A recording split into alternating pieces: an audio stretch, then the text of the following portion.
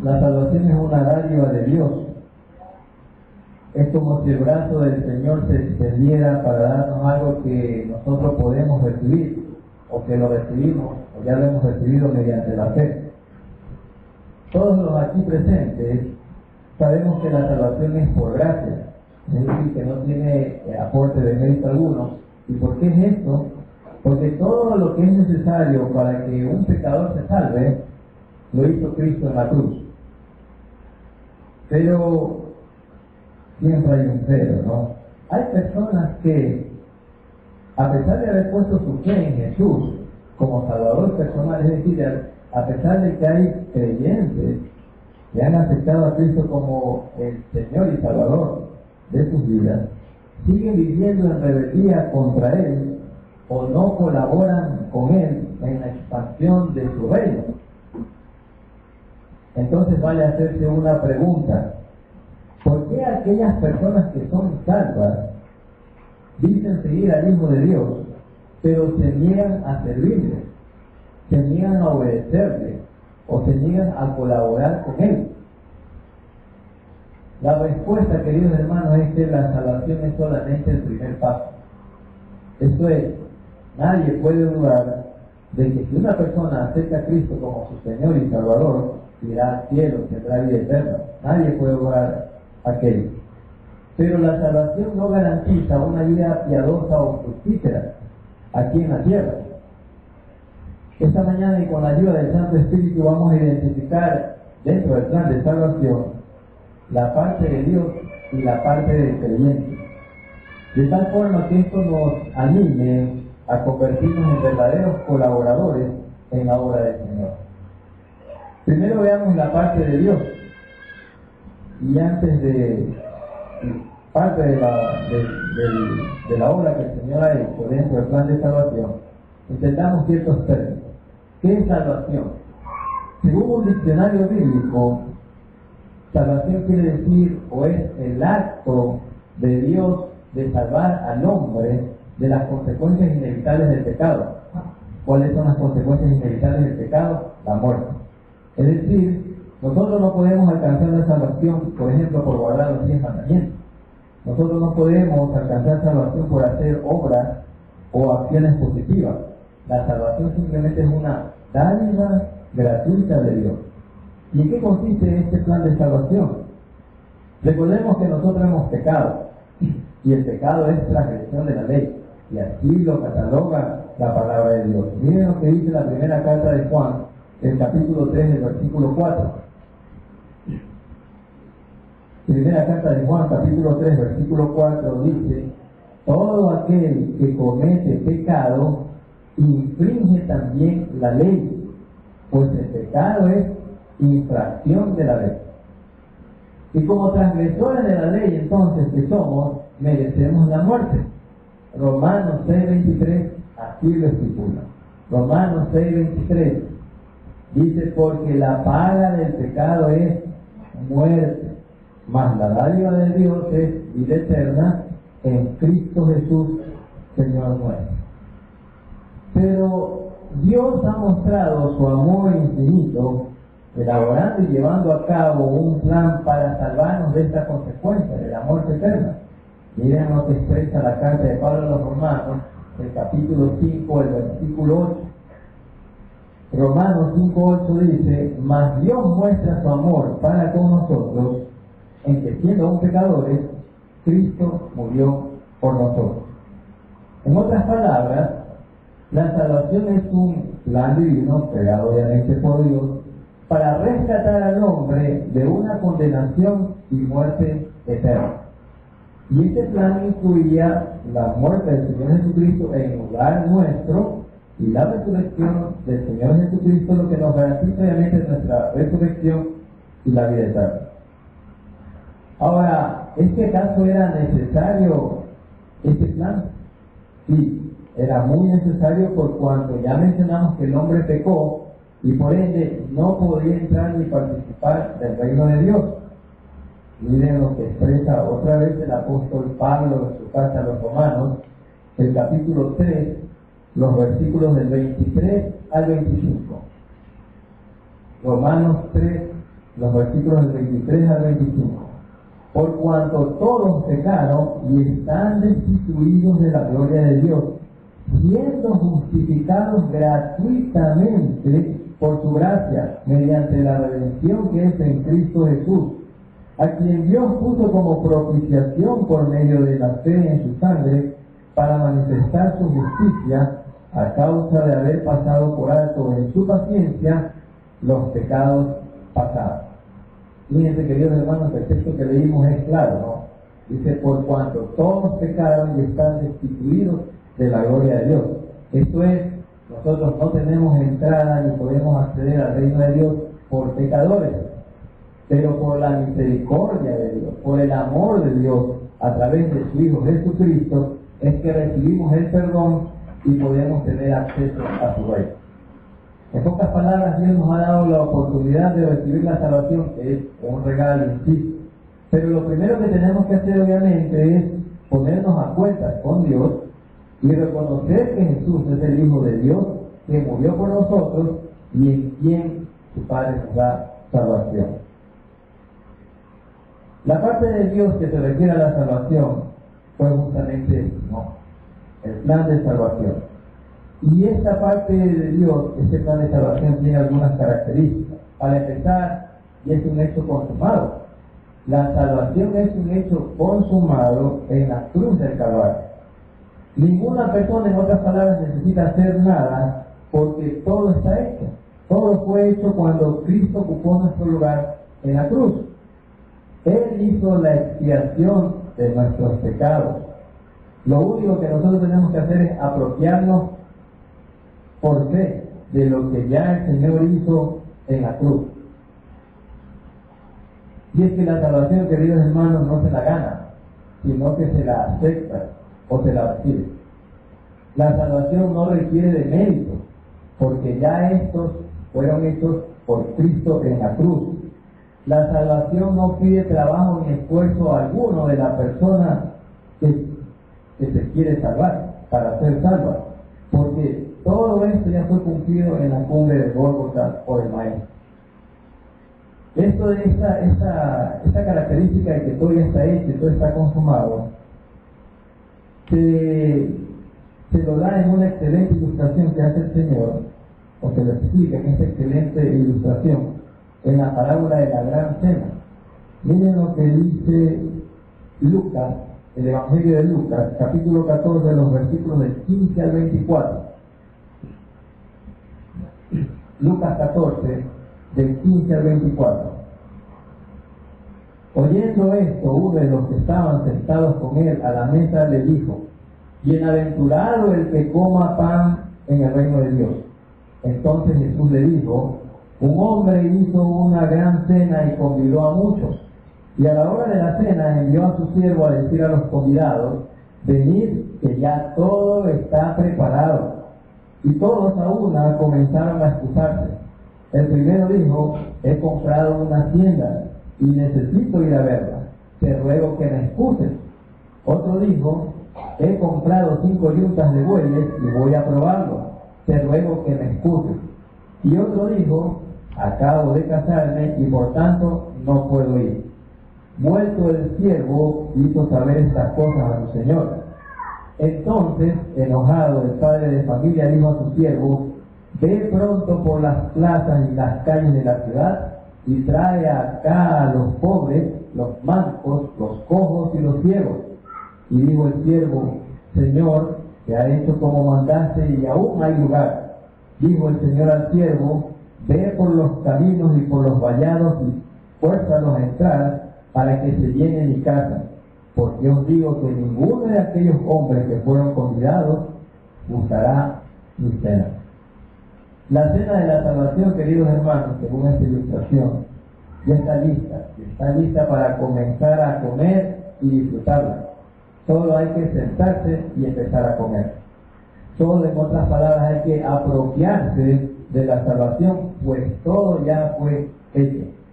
Es un hecho consumado. Otra característica de la parte de Dios que consistía en lo que tiene que ver con el plan de salvación, consistía en enviar a su Hijo para que muera por nosotros. Otra característica de esta parte de Dios es que ya es un hecho seguro y completo. En el Evangelio de Juan tenemos palabras que nos dan justamente seguridad acerca de nuestra salvación. Miren lo que expresa el evangelista en el capítulo 10. Juan capítulo 10, los versículos del 28 al 29. Juan 10, 28 al 29 dice: mis ovejas oyen mi voz y yo las conozco y me siguen, y yo les doy vida eterna y no perecerán jamás, ni nadie las arrebatará de mi mano. Mi Padre que me las dio es mayor que todos y nadie las puede arrebatar de la mano de mi Padre. Nadie nos puede quitar de las manos de Dios, y nadie nos puede quitar, hermanos, lo que Dios nos ha dado. Nadie nos podrá arrebatar de las poderosas manos de nuestro Señor Jesucristo. Obviamente hay que hacer lo que dice el versículo 27, y hay que oír la voz del Señor como las ovejitas oyen al pastor que las guía. Lo que nos lleva a la conclusión, queridos hermanos, de que nosotros podemos tener seguridad en nuestra salvación. Somos salvos, y eso es un hecho también seguro. Además, hermanos, de que el plan de salvación también nos trae otras serie de seguridades que son expresadas por el apóstol Pablo en su carta a los romanos. Veamos otros tipos de seguridades más que tiene el creyente por el hecho de haber aceptado a Cristo como su Señor y Salvador. Romanos capítulo 8. Romanos 8, yo voy a leer algunos versículos. Romanos capítulo 8, y fíjense lo que dice el versículo 28. Y sabemos que a los que aman a Dios, todas las cosas les ayudan a bien. Esto es, a los que conforme a su propósito son llamados. Miren ahora lo que expresan los versículos 31 y 32. ¿Qué pues diremos a esto? Si Dios es por nosotros, ¿quién contra nosotros? El que no escatimó a su propio Hijo, sino que lo entregó por todos nosotros, ¿cómo no nos dará también con Él todas las cosas? Y fíjense una última seguridad que tenemos con respecto a lo que dice el apóstol Pablo. Los versículos 38 y 39 del mismo capítulo 8 de la carta de los Romanos. 38 y 39. Por lo cual estoy seguro de que ni la muerte, ni la vida, ni ángeles, ni principados, ni potestades, ni lo presente, ni lo porvenir, ni lo alto, ni lo profundo, ni ninguna otra cosa creada nos podrá separar del amor de Dios que es en Cristo Jesús, Señor nuestro. Repito, hermanos, nada ni nadie nos podrá separar del amor de Dios que es en Cristo Jesús, Señor nuestro. Bien, la parte de Dios que puede enviar a su Hijo para la salvación de nosotros, podemos concluir lo siguiente. Para concluirla, voy a hacer una analogía. Por muchos años, los hombres que trabajaban en el mar siempre estuvieron buscando un medio adecuado para salvar a las personas que caían al mar, ¿sí? Y originalmente se pensó en una tablita que cada vez que alguien se caía al mar, un náufrago, lo que hacía era tirarse de la tablita, y se lo usó por mucho tiempo.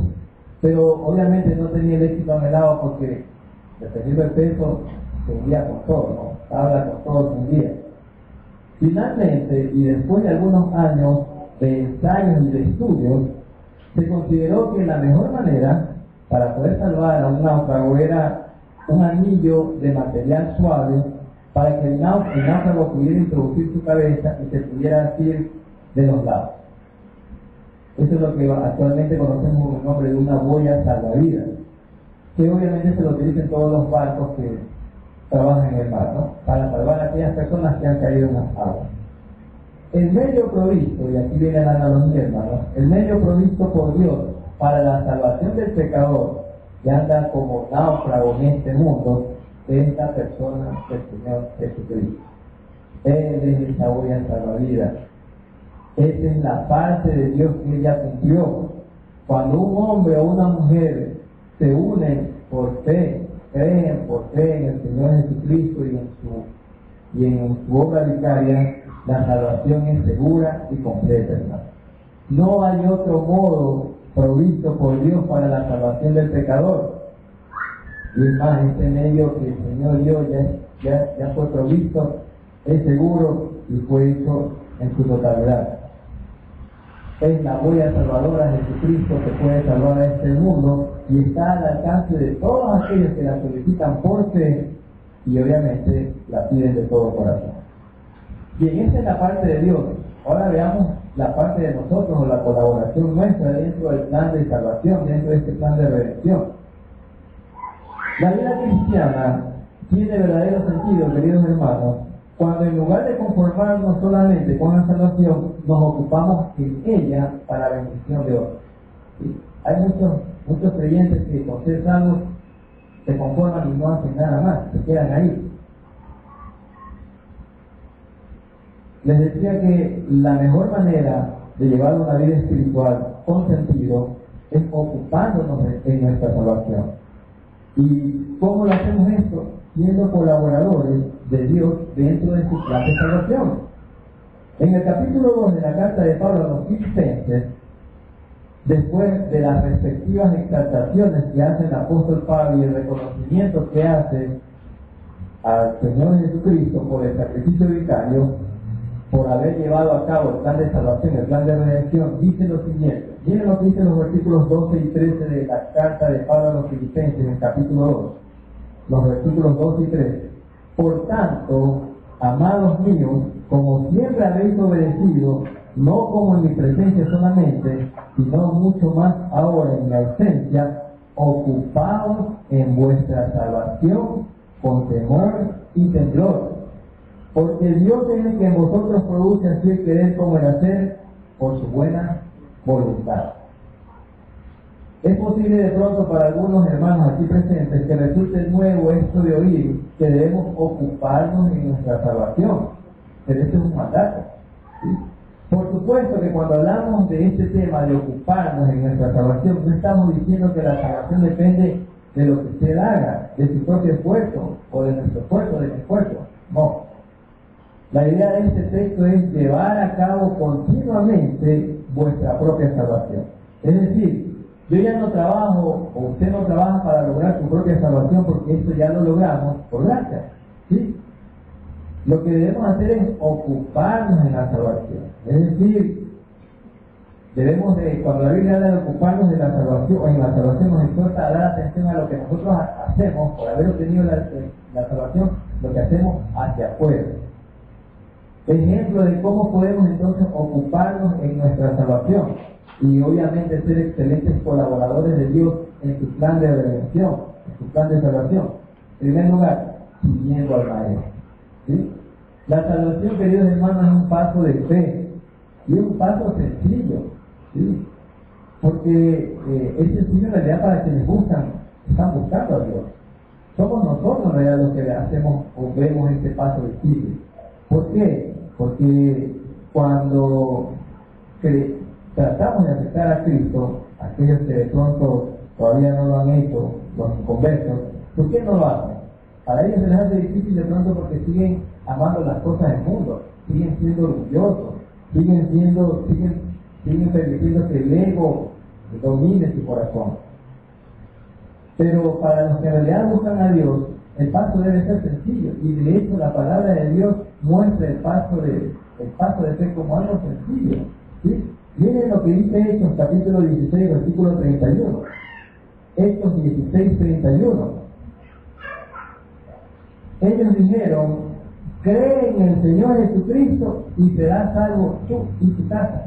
Nada más, ¿sí? La salvación es un paso de fe sencillo. Cree en el Señor Jesucristo y serás salvo tú y tu casa. Los verdaderos creyentes, hermanos, son personas que creen en el Señor Jesucristo, buscan las cosas de Dios, desean leer y entender tu palabra, buscan congregarse, hermanos, buscan reunirse con su pueblo para edificación de ambas partes. Quizás al intentar seguir a Cristo fallemos, quizás nos podemos hasta descarriar por algún tiempo, pero tenemos la promesa de que en nosotros mora el Espíritu Santo, y el Espíritu Santo nos va a estar siempre convenciendo de pecado. Y esta convicción de pecado, queridos hermanos, es otra garantía de que estamos justamente puestos bajo el control de Dios. Es justamente otra garantía. Bien, otra manera de colaborar en el plan de salvación del Señor no es solamente siguiendo al Maestro, sino también viviendo bajo el señorío de Jesús. La voluntad del Padre Celestial es que vivamos bajo el señorío de su Hijo. Eso significa que debemos someter completamente toda nuestra vida a Jesús. Él debe ser el único que está a cargo de nuestras vidas. Miren lo que dice Romanos, capítulo 14, los versículos del 7 al 9. Romanos 14, del 7 al 9. Porque ninguno de nosotros vive para sí, y ninguno muere para sí. Pues si vivimos, para el Señor vivimos, y si morimos, para el Señor morimos. Así pues, sea que vivamos o que muramos, del Señor somos. Porque Cristo para esto murió y resucitó, y volvió a vivir para ser Señor de los muertos como de los que viven. Las decisiones que nosotros tomemos, en otras palabras, queridos hermanos, cada día, deben siempre estar puestas en última instancia en manos de Dios, no en manos de nosotros. Cristo lo que hace es darnos la sabiduría, el discernimiento, la guía, la dirección necesaria como para que podamos resolver nuestros asuntos. E incluso algunas veces de pronto, inclusive al tomar estas decisiones, si no lo hacemos con la guía correcta, la guía del Señor, podemos cometer algunos errores. Pero tenemos que recordar también que la gracia de Dios es para personas imperfectas. El problema, queridos hermanos, es que normalmente nosotros queremos darle a Dios dominio solamente de ciertos aspectos de nuestras vidas. Por ejemplo, muchos queremos que el Señor se aparte de nuestras finanzas. A la hora de dar los diezmos y las ofrendas, Señor, yo soy el que decido cuánto debo dar, ¿no? Muchos queremos que el Señor se aparte de nosotros, de nuestras agendas en los fines de semana.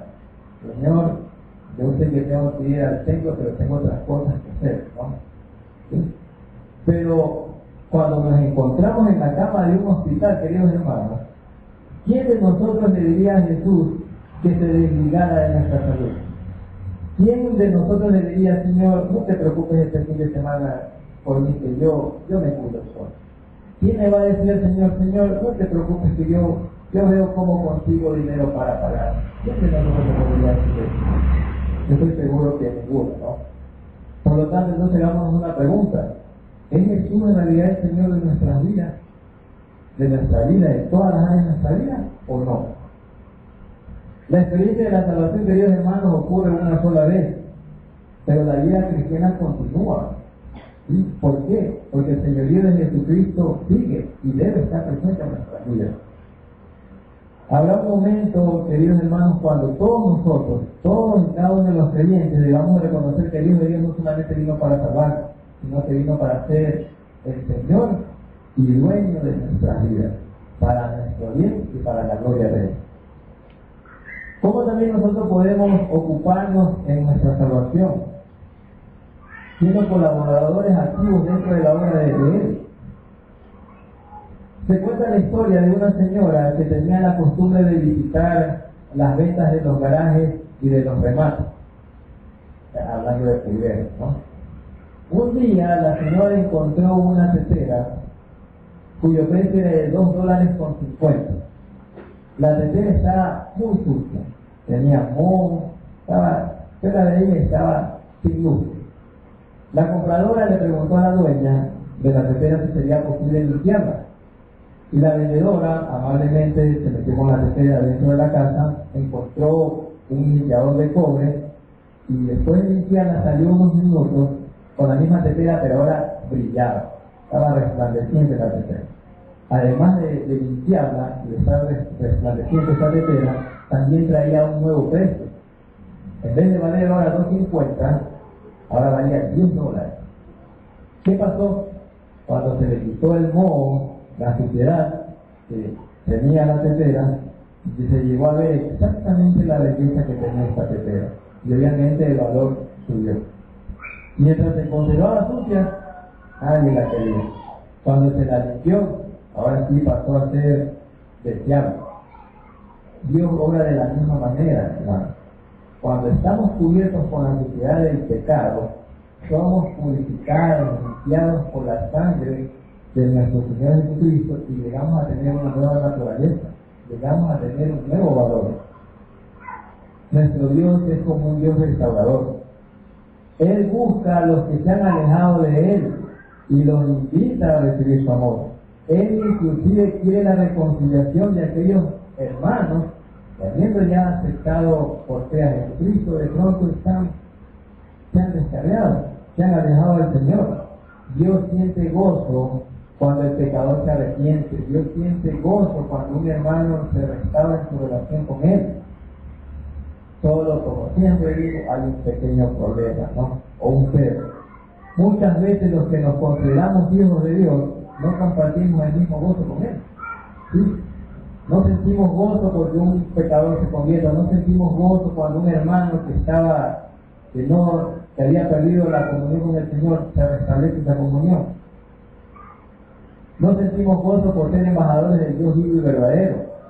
Ni tampoco sentimos gozo por el privilegio que Él nos da de poder ayudar en la restauración de otros hermanos.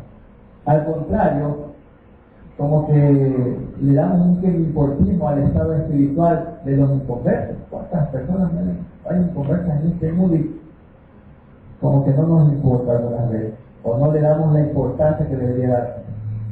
Y otras veces, en el caso de un hermano que se encuentra mal, que ha perdido la comunión con el Señor, más bien buscamos tirarle piedras, no le digo más, pero no intentamos restaurarnos. Dios nos llama a compartir el gozo, hermanos, al unirnos con Él evangelizando a otros. Dios nos llama a compartir su gozo, al unirnos con Él para reconciliar a aquellos hermanos que se han extraviado de la verdad o que se han alejado del Señor. Y en la palabra de Dios hay unas increíbles exhortaciones para hacer esto. Miren lo que dice Romanos capítulo 10, versículo 15. Romanos 10, 15. ¿Y cómo predicarán si no fueren enviados? Como está escrito, cuán hermosos son los pies de los que anuncian la paz, de los que anuncian buenas nuevas, hermanos. Y veamos lo que dice con respecto a restaurar a otros hermanos. Santiago capítulo 5, los versículos del 19 al 20. Santiago 5, los versículos del 19 al 20. Hermanos, si alguno de entre vosotros se ha extraviado de la verdad y alguno le hace volver, sepa que el que haga volver al pecador del error de su camino, salvará de muerte un alma y cubrirá multitud de pecados. Miren las promesas, las bendiciones que da el Señor por el hecho de colaborar en su plan de salvación, en su plan de redención, en su obra. Bien, hermanos, esta mañana hemos visto dos partes de lo que tiene que ver con el plan de salvación. La parte de Dios, que ya la hizo, que completó, hizo completamente, es segura, es un hecho consumado, y la colaboración nuestra, lo que nosotros tenemos que hacer después de haber aceptado esa salvación. Una tarde un piloto salió a volar en su avioneta.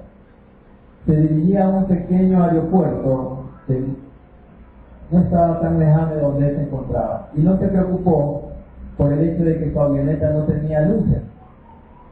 Él pensaba llegar antes de que se pusiera el sol. Sin embargo, al llegar al pequeño aeropuerto, se dio cuenta de que estaba oscureciendo. Y para variar, había neblina y el aeropuerto estaba abandonado. Él no podía ver la pista de aterrizaje y no había nadie que se la mostrara. Y en su desesperación empezó a dar vueltas y vueltas sobre el aeropuerto.